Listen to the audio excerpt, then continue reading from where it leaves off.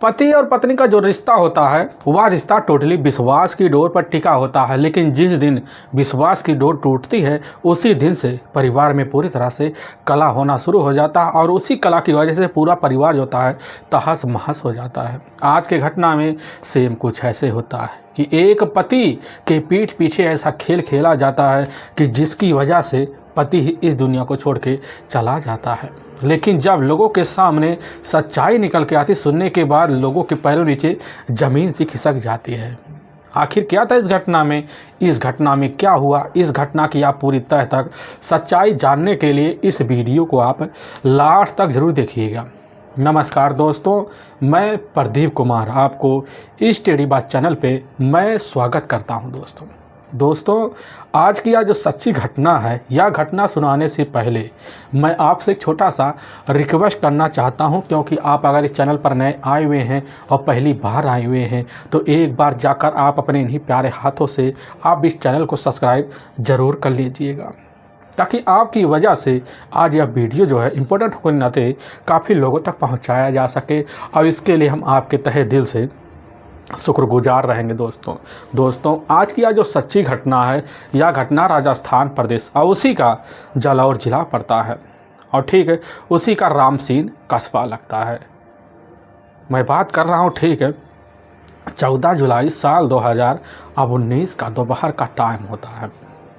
तो रामसीन कस्बे से कोरटा लेदरमेर ग्रेवर सड़क पड़ता है।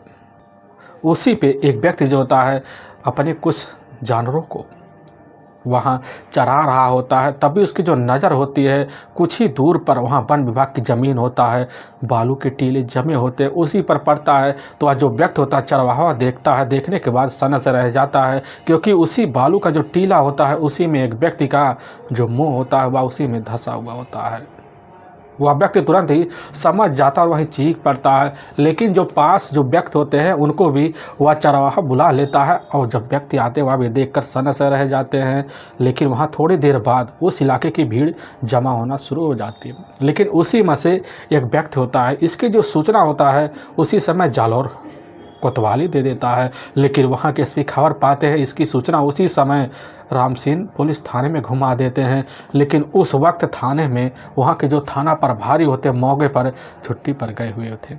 तभी वहाँ के थाना जो इंचार्ज होते हैं सबीर मोहम्मद, अब जैसी खबर पाते हैं तुरंत ही अपने दल बल टीम को लेते हैं और यहाँ तक कि थाना प्रभारी छतर सिंह देवड़ा को भी सूचना भिजवा देते हैं और तुरंत अपनी टीम को लेकर वहां निकल जाते हैं। लेकिन जैसी घटना पर पहुंचते हैं तो उसी वक्त थाना प्रभारी छतर सिंह देवड़ा भी आ धमकते हैं। थाना प्रभारी देवड़ा देखते हैं कि वहां उस वन विभाग की जो ज़मीन होता है मौके पर वहां एक गड्ढा होता है, इर्द गिर्द काफ़ी लोगों का वहाँ भीड़ जमा होता है। लेकिन उनकी नज़र जैसे उस गड्ढे में पहुँचती है तो देखते हैं एक व्यक्ति है जिसका जो अधमुआ होता है, अधमुआ पूरी तरह से बालू में ढका हुआ होता है और जो पूरा शरीर होता है अर्धनग्न होता है। थाना प्रभारी और खड़े जो लोग होते देखकर दंग से रह जाते हैं। लोग तरह तरह की वही बातें करते हैं। लेकिन कुछ दूर पर एक कीट पड़ा होता है जो पूरी तरह से खून से लथपथ होता है।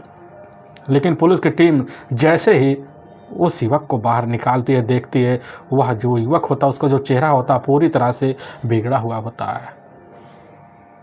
पूरे चेहरे पर ब्लड के धब्बे जमे हुए होते हैं। लेकिन बड़ी तेज दुर्गंध आ रही होती है। पुलिस को अंदाजा हो जाता है कि इस हत्या को करने के लिए काफ़ी सार्थी तरीका तो अपनाया गया है। साथ में ऐसा लग रहा है 2-3 दिन पहले इस घटना को अंजाम दे दिया गया है।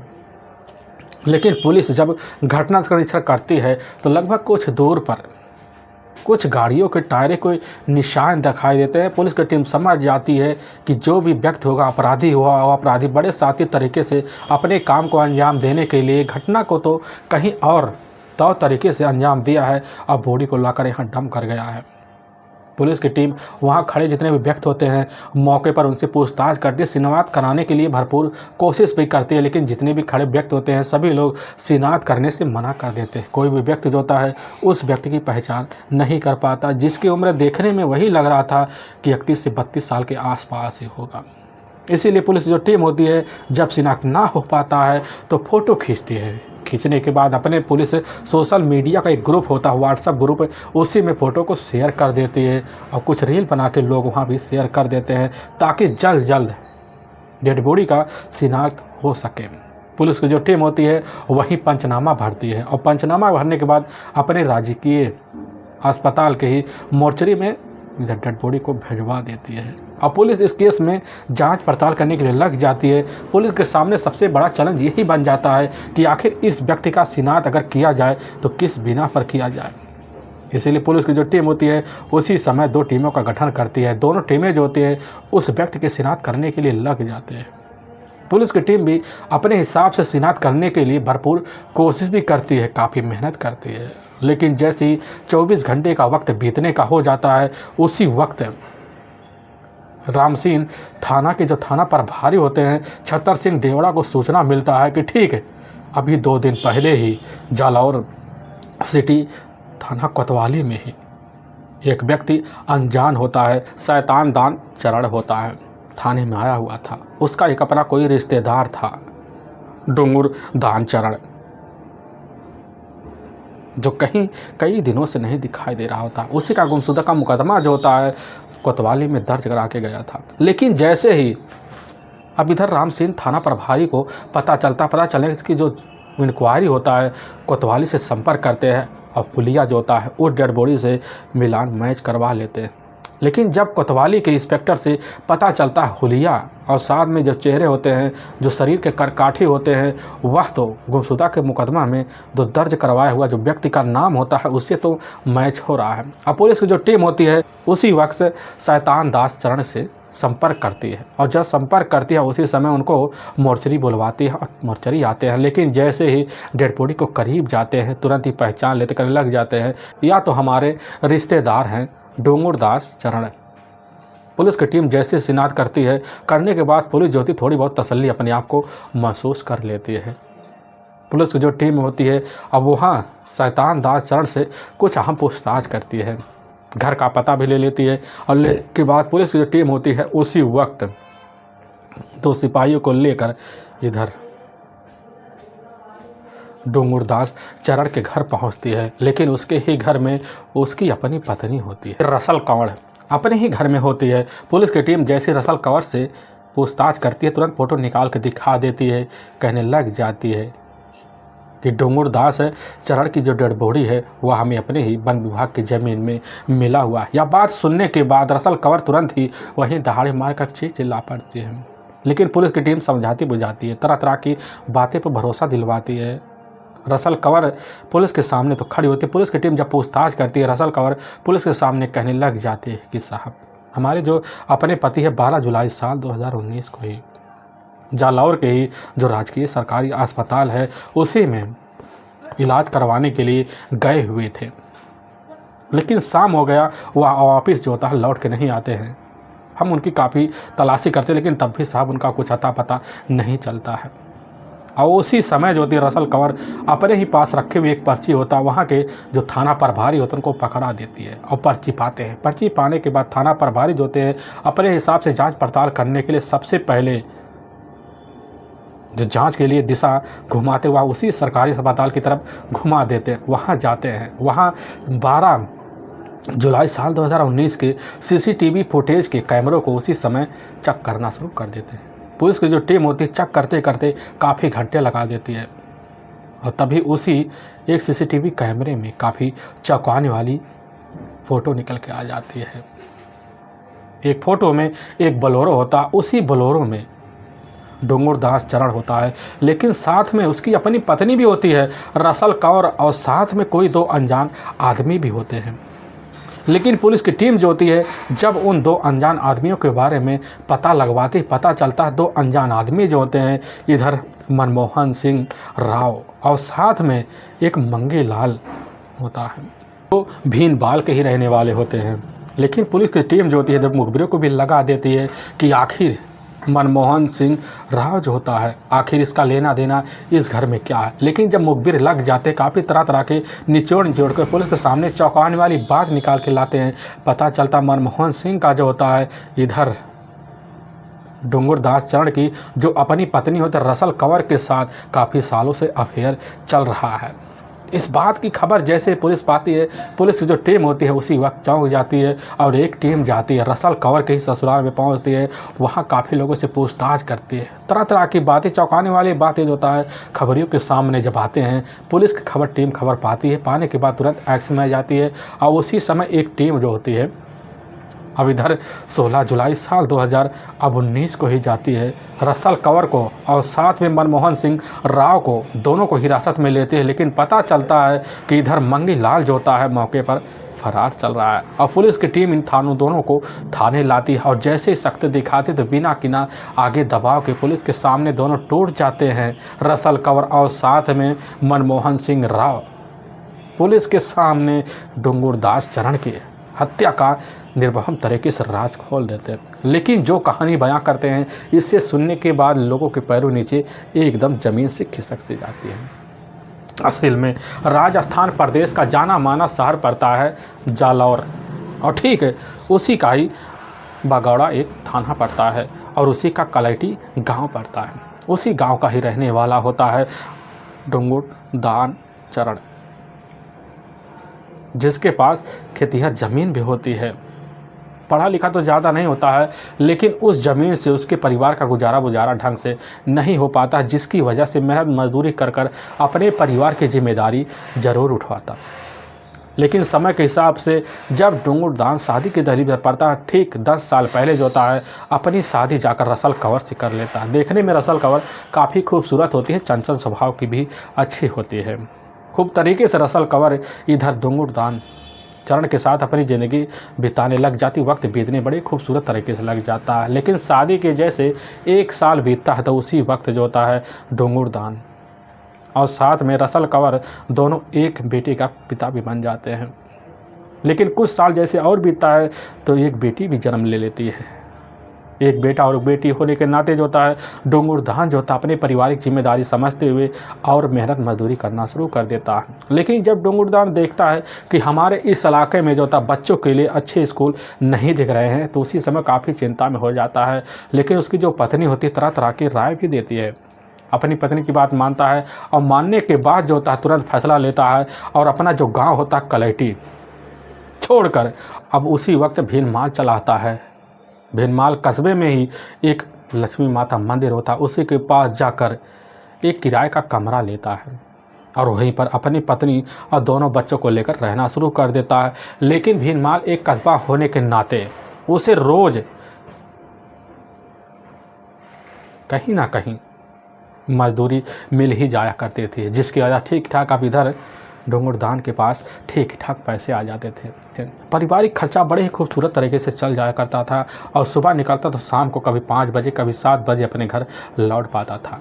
लेकिन इसी बीच डोंगुर दान की जो मुलाकात होता है वहीं भीलवाल का ही रहने वाला होता है मनमोहन सिंह राव, जो ऑलरेडी शादीशुदा भी होता है। उसकी अपनी पत्नी होती है, लेकिन उसकी जो पत्नी होती है झगड़े तकरार के कारण जो होता है हमेशा के लिए अपना ससुराल छोड़कर अपने ही मायके जाकर निवासा ले लेती है। एक रंगीला किस्म का आदमी भी होता मनमोहन होने की वजह से, इसकी जो दोस्ती होती है अब इधर जाकर डोंगुर दान से हो जाता होने की वजह से आना जाना भी डोंगुर दान के घर हो जाता है। लेकिन एक दिन जब डोंगुर दान के घर जो होता है मनमोहन पहुंचता है तो घर में वॉशरूम कर इधर जैसे ही रसल कंवर निकलती बाहर खूबसूरती को वहीं देखता है मनमोहन सिंह और दीवाना हो जाता है। लेकिन मनमोहन को जैसे ही इधर रसल कंवर देखती है तो उसके ओर देखकर आकर्षित हो जाती है। दोनों उसी समय जो होता है भरपूर कोशिश करते बात करने के लिए, लेकिन मौका नहीं पा पाते। दूसरे दिन का जब वक्त होता है मनमोहन दोबारा पहुंचता है और मौका देकर बात करना रसल कंवर से शुरू कर देता है। और रसल कंवर से जैसे ही मनमोहन बात करने लग जाता है तो सारी अपनी दिल की जो बात होता है मनमोहन रसल कंवर के सामने अब रख देता है। लेकिन रसल कंवर जो होती है उसकी बात को सुनकर उसके जो मन की जो लालसा होती है वह जाग सा जाता है। अब जागने की वजह से रसल कंवर को तुरंत ही भाभी का रिश्ता दे देता है और उसी दिन से हंसी ठिठोले चलने शुरू हो जाते हैं। हंसी ठिठोले यहाँ तक बढ़ जाते हैं कि हद भी पार कर जाते थे।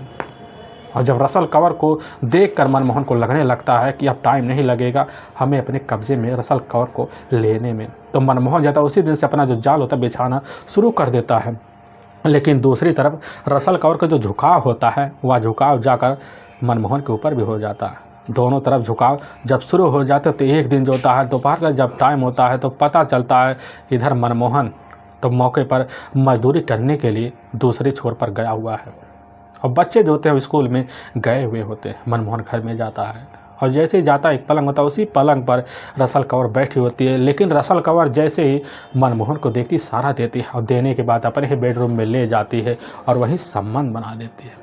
लेकिन संबंध बनाने के बाद जो होता है हर दिन रसल कंवर और मनमोहन का दोनों का रोज का रिश्ते बनने अब शुरू हो जाते हैं, बेधड़क बनने लग जाते हैं। क्योंकि सुबह होते ही रसल कंवर का जो अपना पति होता है डोंगुर दान मजदूरी करने के लिए निकल जाता, पूरा दिन पड़ा रहता और टाइम बिताने के लिए मनमोहन को फ़ोन करके अपने ही पास रसल कंवर बुला लेती और पूरे वक्त दिन भर उसी के साथ गुजारना शुरू कर देते। लेकिन जब शाम का टाइम होता है, जब टाइम हो जाता है कि अब आने वाले हैं, तो रसल कंवर जो होती तुरंत मनमोहन को पीछे वाले दरवाजे से वापस भेज देती। अब यह सिलसिला जब बार बार चलने लग जाता है और ऐसे चलते चलते बेधड़क 1.5 साल का वक्त गुजर जाता है। लेकिन जब इसकी जो खबर होता है या खबर जाकर पड़ोसियों के कान में पहुंचती है, पहुंचने की वजह से लोग तरह तरह की बातें कहते हैं। लेकिन इसकी खबर आकर कैसे ना तैसे कर कर खुद इधर रसल कंवर के कान में पहुंच जाती है और इसकी सूचना खुद अपने ही आशिक मनमोहन को दे देती है। अब मनमोहन खबर पाता करने लग जाता है कि हम तुम्हारे साथ पूरी ज़िंदगी बिताने के लिए तैयार हैं, क्योंकि हमने अपने पत्नी को छोड़ने के लिए पूरा फैसला ले लिया। तुम्हारे बच्चों को अपने बच्चों की तरह ज़िंदगी देंगे और तुम्हारे नाम एक नया प्लाट जो होता है इसी इलाके में लेंगे और 2 मकान बनवाएंगे और उसी में हम दोनों तौर तरीके से रहेंगे, पूरी तरह से भरोसा दिलवाता है। और जब रसल कंवर को यकीन हो जाता तो फैसला ले लेती है कि हम तुम्हारे साथ रहने के लिए पहले से बेकरार थे। मनमोहन कह देता है लेकिन इसके लिए तुम्हें अपने पति का रास्ते से ठिकाना ज़रूर लगाना पड़ेगा। यह बात सुनती रसल तुरंत के हामी में भर लेती है और इधर मनमोहन भी तैयार हो जाता है। दोनों प्लान के तहत अपने काम को अंजाम देने के लिए अपने ही रास्ते से डोंगुर दान को हटाने के लिए लग भी जाते हैं। लेकिन दूसरी तरफ इसकी जो खबर होता है आसपास कानों के लोगों के पहुंचने की वजह से डोंगुर दान के कान में पहुंच जाता है। लेकिन यकीन नहीं होता है, अपनी पत्नी के पास आता है और रसल कंवर से जब पूछताछ करता है तो रसल कंवर थड़पड़ा कर खड़ी हो जाती, कहने लग जाती है कि जिसने भी तुम्हारे कानों में इस तरह की बात रखी है वह हमारे परिवार की पूरी तरह से बिगड़ने की हालात पर छोड़ना चाहता है। आखिर तुम उसकी बात पर विश्वास करने वाले होते कौन हो? आखिर हमारे बारे में इस तरह की राय रखने वाले होते कौन हो लोग?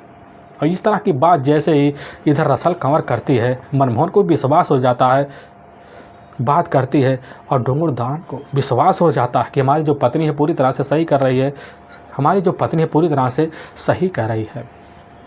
अपनी पत्नी की बातों पर यकीन तो कर लेता है, लेकिन करने के बाद इसकी जानकारी इधर जाकर खुद रसल कंवर मनमोहन को दे देती कि हमारे पति को पूरी तरह से हम पर शंका होने लगा, इसलिए हमें सावधानी बरतनी पड़ेगी।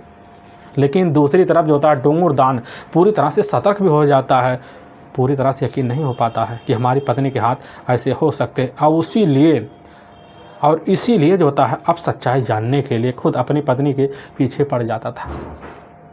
जब भी मजदूरी करने के लिए जाता तो आने का कोई टाइम नहीं होता है, चाहे दोपहर होते चाहे शाम होता है, चाहे सुबह के 2 घंटे होते हैं, कभी भी मूड बना के लौट आता।